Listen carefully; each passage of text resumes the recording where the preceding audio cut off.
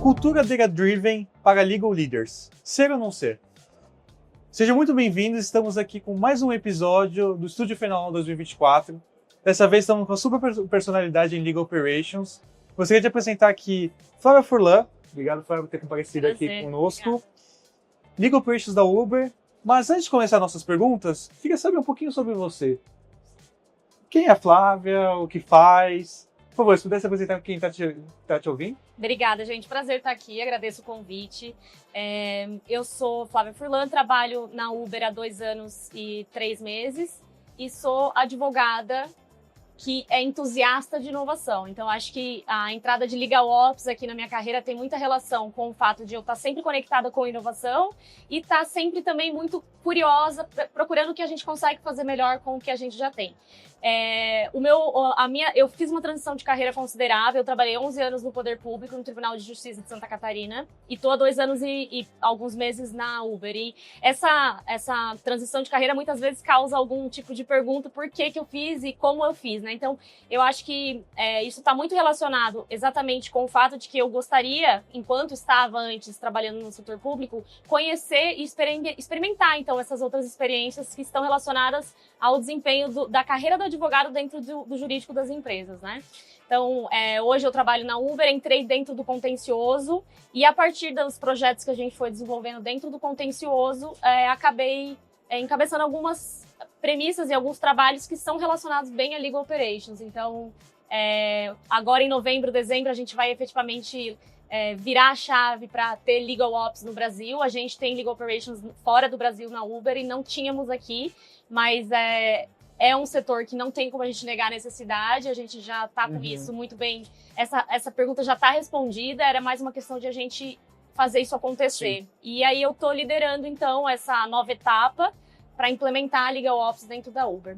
Perfeito. E pensando até de forma um pouco multidisciplinar, de outras áreas, do impacto delas, como essa cultura data-driven, ela está vindo impactando os departamentos jurídicos? Perfeito.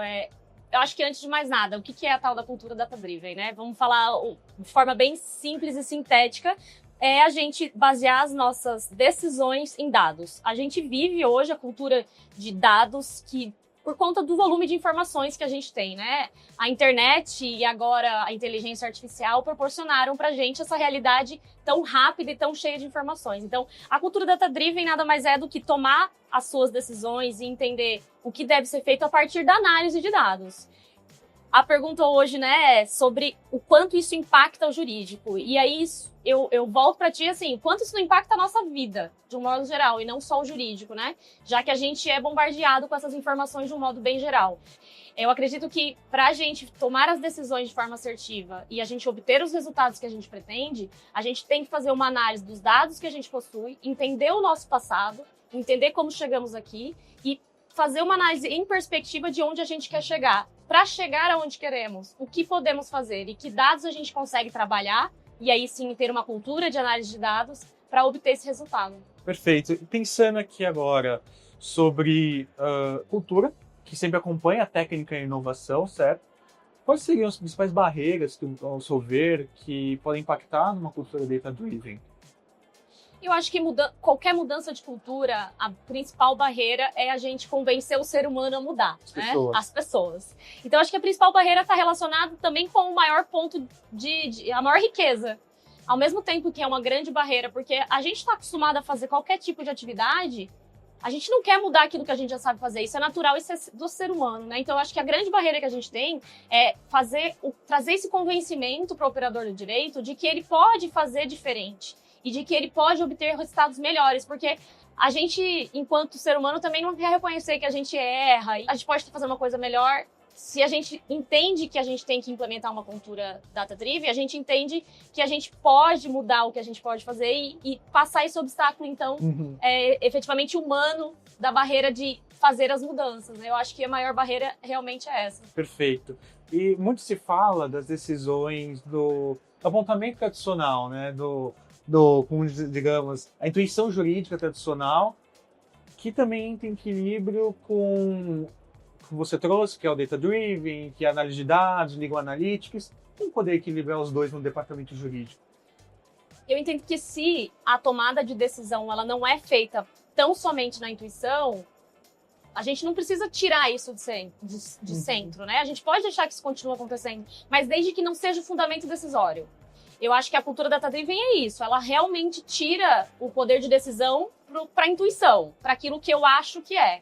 Então, a gente pode aceitar, por exemplo, que a gente continue tomando decisões com base em intuição, mas nos aspectos de análise pessoais. Por exemplo, eu posso ainda, intuitivamente, quando eu vou fazer um processo seletivo, eu tenho alguns candidatos, por exemplo. Então, assim, eu tenho dados para poder analisar o currículo daqueles candidatos. Mas eu tenho um feeling, eu tenho uma intuição quando eu entrevisto alguém, se vai ter o fit da empresa, se vai ter o fit do time. Então, a gente não vai tirar isso de cena. Eu acho que é muito importante olhar para isso. Não é que a gente vai tirar a intuição do poder dentro do cenário decisório, mas isso não pode ser a base da decisão. Assim, é como se eu ignorasse, dando esse exemplo do processo seletivo, é como se eu ignorasse o currículo das pessoas e eu olhar, eu acho que vai dar boa, e eu vou e contrato, entendeu? Então, pode ser uma coisa que se soma aos dados, mas não pode ser o fundamento único. Que retorna aquela coisa da cultura das pessoas, né? Exatamente. Perfeito. E pensando em, contextualizando aqui em KPIs, até mesmo indicadores,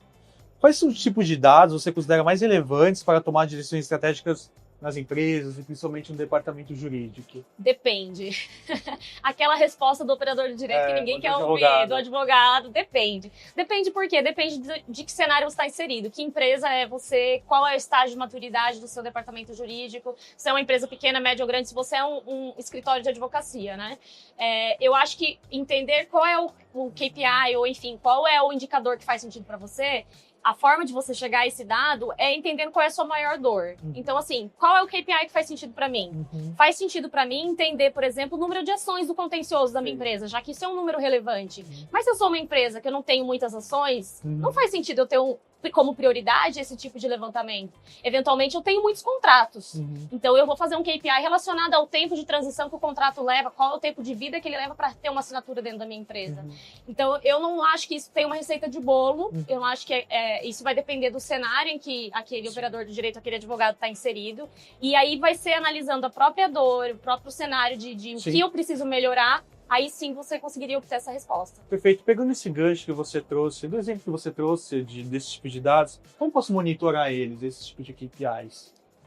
Olha, eu acho que existem sistemas incríveis para monitoramento, mas a gente falar do mundo ideal e do mundo real. Desafiador. O mundo ideal, a gente contrataria um software, a gente teria um dashboard, um BI com todos esses dados, tudo com os dados integrados, seria o nosso sonho de consumo.